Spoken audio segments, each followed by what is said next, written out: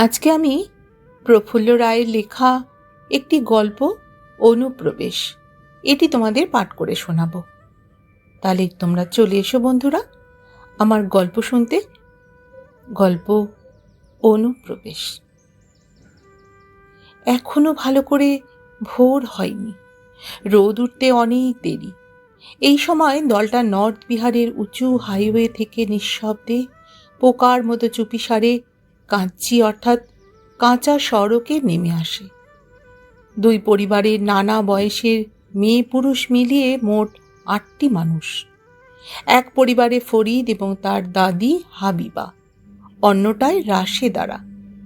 রাশেদা, তার আব্বা আম্মা, দুটো ছোট ভাই আর এক বয়স্ক রুগ্ন ফুফু অর্থাৎ পিসি।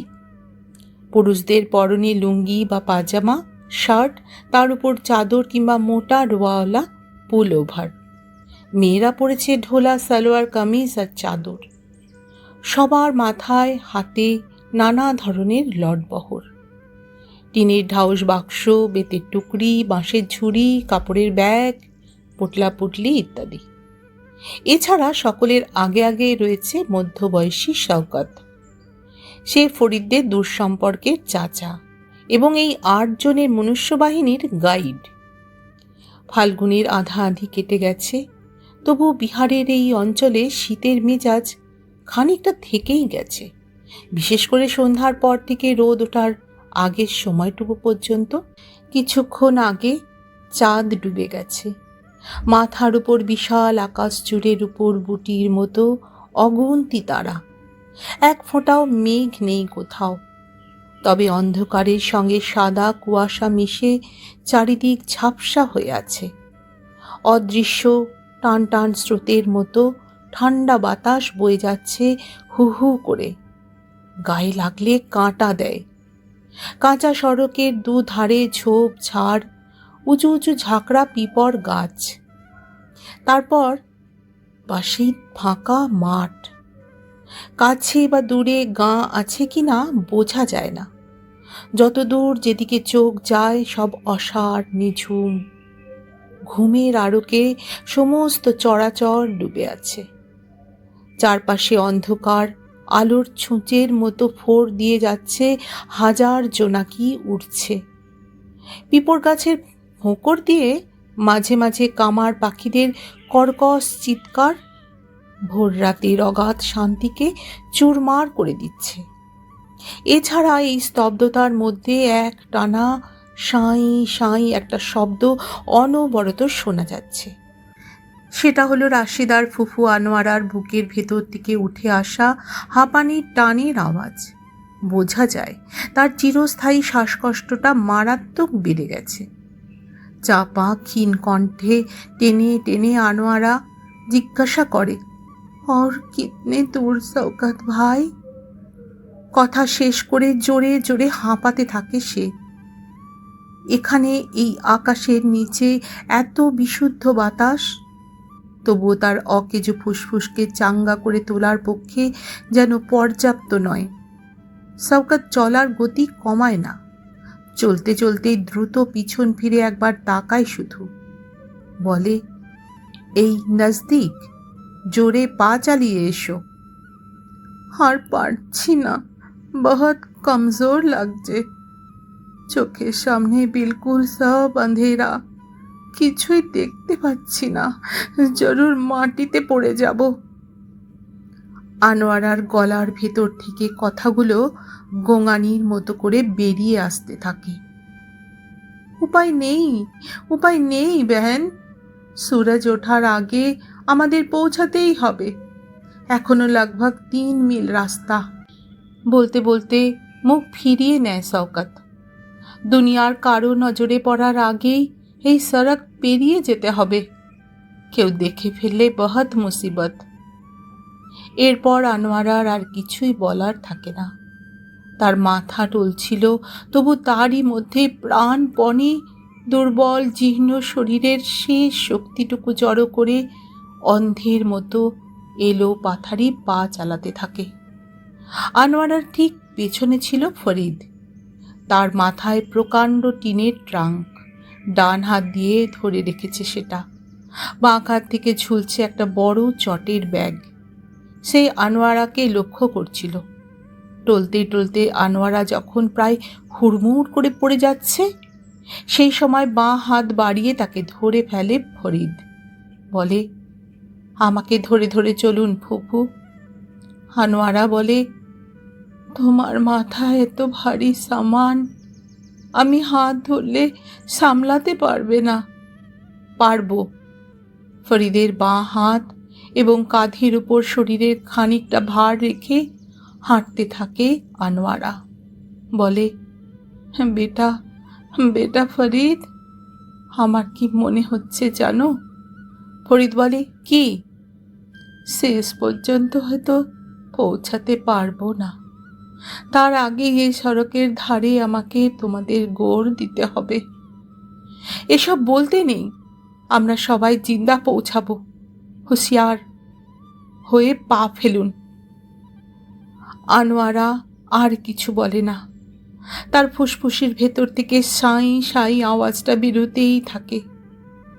মালপত্র এবং একটি মানুষের ভার নিয়ে চলতে চলতে ফরিদের মনে হয় পরিচিত দুনিয়ার বাইরে কোনো তুখোড় বাজিকরের মেজিকে তারা বহু দূরের অচেনা ঘুমন্ত এক গ্রহে এসে পড়েছে।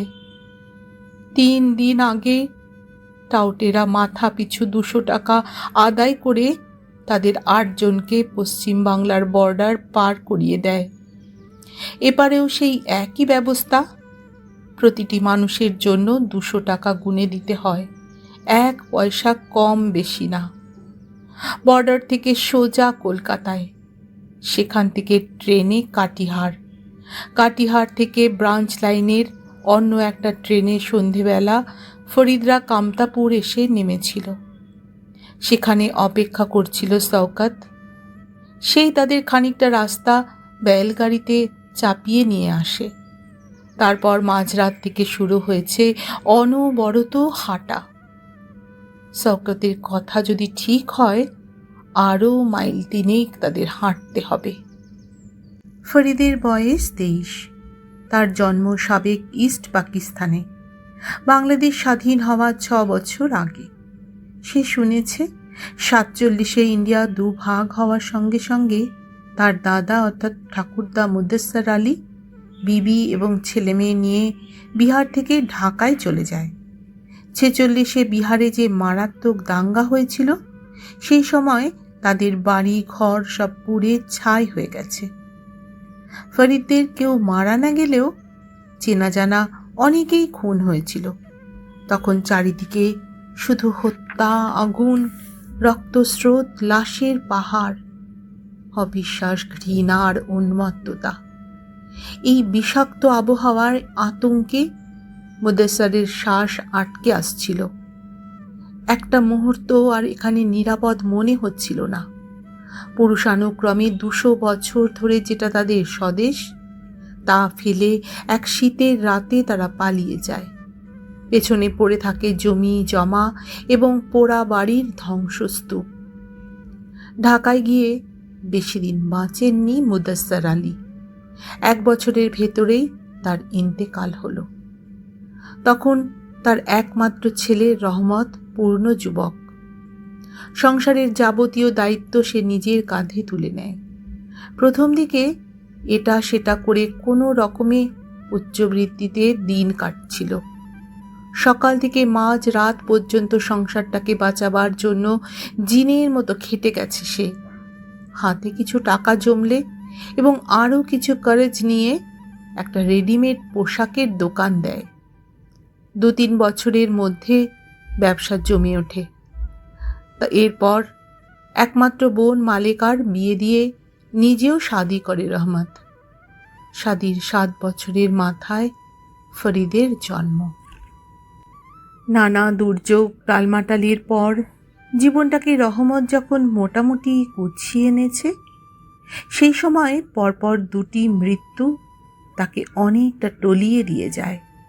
প্রথমে মারা যায় বোন মালেকা, তারপর ফরিদের আম্মা আমিনা।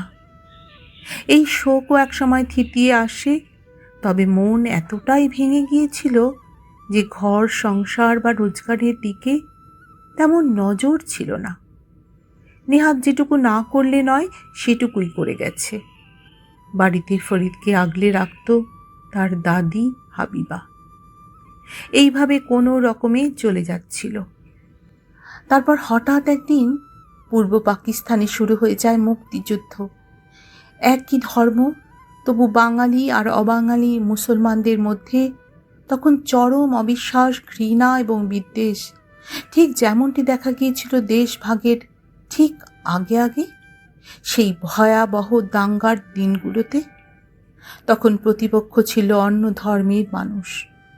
পাকিস্তানের খুনি সাঁজোয়া বাহিনী ব্যারাক থেকে ট্যাঙ্ক, মেশিন গান আর অটোমেটিক রাইফেল নিয়ে ঝাঁকে ঝাঁকে রাস্তায় বেরিয়ে এসেছিল।